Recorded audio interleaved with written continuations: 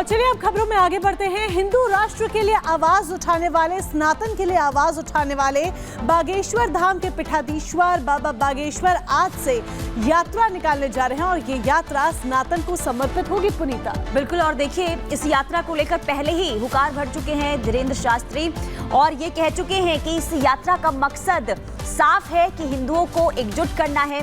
लेकिन आपको बता दें कि इस एकता यानी कि इस यात्रा को लेकर धीरेंद्र शास्त्री ने क्या कुछ कहा है, इसकी शुरुआत कहां से होगी, कितने दिनों तक ये पदयात्रा चलेगी, आपको पूरी खबर रिपोर्ट के जरिए दिखाते हैं।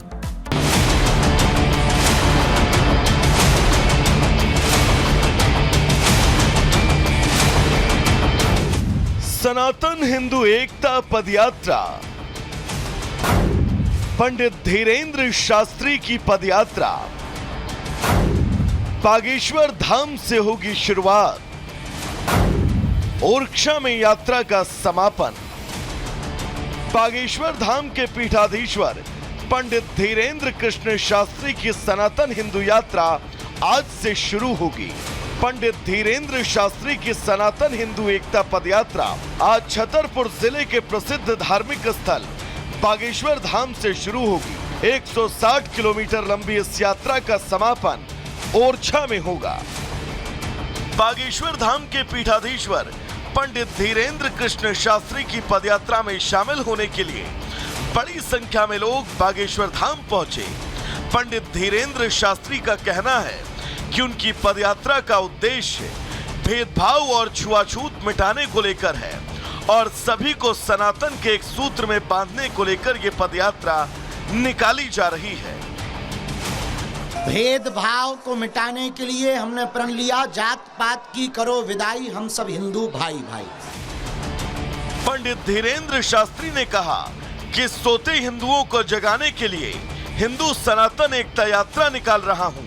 500 साल हिंदू भगवान राम के मंदिर के लिए सोता रहा था। ऐसे हिंदुओं को जगाना, हिंदुओं पर अत्याचार, हिंदुओं को जगाने के लिए यात्रा निकाल रहा हूं।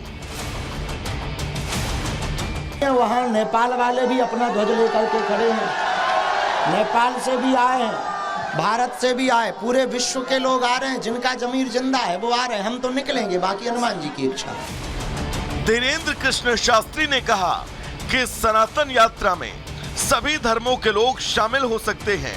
इसके लिए किसी को न्योता नहीं दिया गया, क्योंकि जब धर्म युद्ध होता है तो बुलावा नहीं जाता। जिसका जमीर जिंदा होता है वो खुद आता है।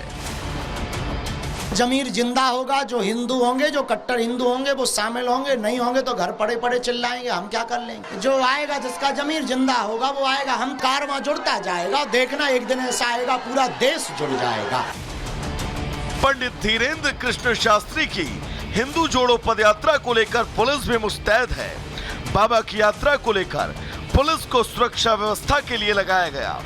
धीरेंद्र शास्त्री की पैदल यात्रा में आने जाने वालों को समस्याओं का सामना न करना पड़े, इसके लिए रूट चार्ट भी तैयार है। कुल मिलाकर 600 जवानों की तैनाती है। उसमें 600 से अधिक का फोर्स जो है इसमें डिप्लॉयड है।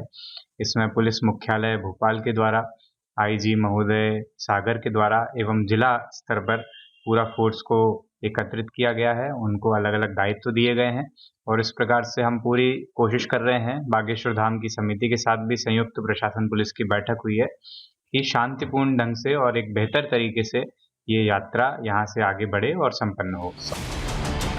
ओरछा पहुंचने के बाद यहाँ भव्य भजन संध्या का आयोजन और दूसरे कार्यक्रम होंगे। बागेश्वर बाबा पंडित धीरेंद्र कृष्ण शास्त्री ओरछा के भगवान राजा राम सरकार के दर्शन करने के लिए जाएंगे। दर्शन के बाद उनके साथ भक्तों का सैलाब वापस बागेश्वर धाम की तरफ लौटेगा। Bureau report, Republic Bharat. तो बाबा बागेश्वर आज से सनातन पदयात्रा निकालने जा रहे हैं और इस पदयात्रा का रूट मैप क्या होगा वो हम आपको बता देते हैं। देखिए 21 नवंबर यानी कि शुरुआत आज से होने जा रही है। बागेश्वर धाम से कदारी फार्मेसी कॉलेज, यहां से पदयात्रा की शुरुआत होगी, कॉलेज तक पहुंचेगी और कॉलेज से कहां पहुंचेगी? छतरपुर शहर। देखिए बागेश्वर धाम से यात्रा निकाली जाएगी, पैप्टिक टाउन से महाराजा छत्रसाल स्मारक होते हुए फिर ये जाएगी नौगांव शांति कॉलेज। तो ये पूरा रूट चार्ट हम आपको बता रहे हैं। और फिर उसके बाद 24 नवंबर को Shanti college Naugaon Deori rest house में ये पहुंचेगी। फिर वहां पर रेस्ट हाउस के बाद 25 नवंबर को जब आगे बढ़ेगी तो देवरी रेस्ट हाउस, ग्रामोदय, मऊ, रानीपुर ये यात्रा पदयात्रा पहुंचेगी। फिर उसके बाद अगले दिन यानी 26 तारीख को ग्रामोदय, मऊ, रानीपुर उत्तर प्रदेश से शारदा महाविद्यालय घुक्सी तक ये पदयात्रा पहुंचेगी और आगे बढ़ते हुए ये जाएगी श्री राम पैलेस और शारदा महाविद्यालय घुक्सी से निवाड़ी 27 तारीख को। फिर 28 तारीख को यात्रा आगे बढ़ेगी, रेस्ट एरिया निवाड़ी से ये पहुंचेगी ओरछा तिराहा तक। फिर 29 तारीख की बारी जब ओरछा तिराहा से पदयात्रा फिर से आगे बढ़ेगी और ओरछा धाम पहुंचेंगे बाबा बागेश्वर और उनकी सनातन पद यात्रा। और आइए अब आगे बढ़ते हैं, अगली बड़ी खबर के लिए सीधे रुख करेंगे पुनीता का।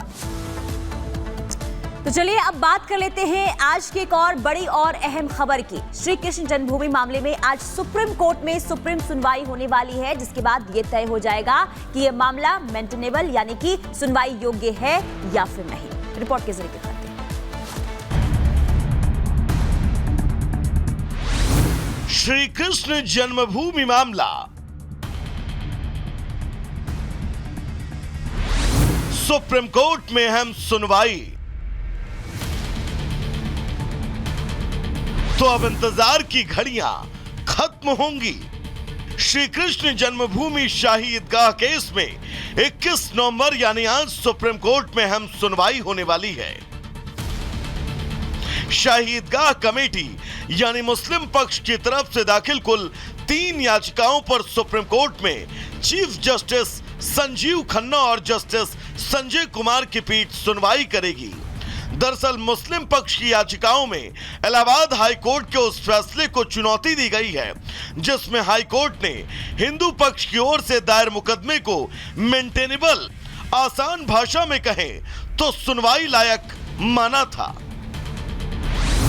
इस मामले में इलाहाबाद हाई कोर्ट में जस्टिस मयंक जैन की बेंच ने 1 अगस्त 2024 को हिंदू पक्ष के मुकदमों को चुनौती देने वाले मुस्लिम पक्ष के आवेदन खारिज कर दिए थे और कहा था कि हिंदू पक्ष के सभी मुकदमे पोषणीय यानी कि सुनवाई योग्य हैं। हाई कोर्ट ने अपने आदेश में यह भी कहा था कि ये मुकदमे समय सीमा, वक्फ अधिनियम और पूजा स्थल अधिनियम 1991 से बाधित नहीं है। पूजा स्थल अधिनियम किसी भी धार्मिक ढांचे को जो 15 अगस्त 1947 को मौजूद था उसे परिवर्तित करने से रोकता है। आपको बता दें कि हिंदू पक्ष ने शाही ईदगाह मस्जिद का ढांचा हटाने के बाद जमीन का कब्जा लेने और मंदिर बहाल करने के लिए 18 मुकदमे दाखिल किए हैं। ये विवाद मथुरा में औरंगजेब के समय की शाही ईदगाह मस्जिद से जुड़ा है। एक तरफ हिंदू पक्ष कोर्ट के माध्यम से अपना हक लेने के लिए लगातार कोर्ट में दलीलें दे रहा है, तो वहीं दूसरी तरफ वृंदावन में आज ही विशेष धर्म संसद बुलाई गई है और जिसका मुख्य उद्देश्य है कि इस विवादित मामले की लड़ाई आगे कैसे लड़ी जाए।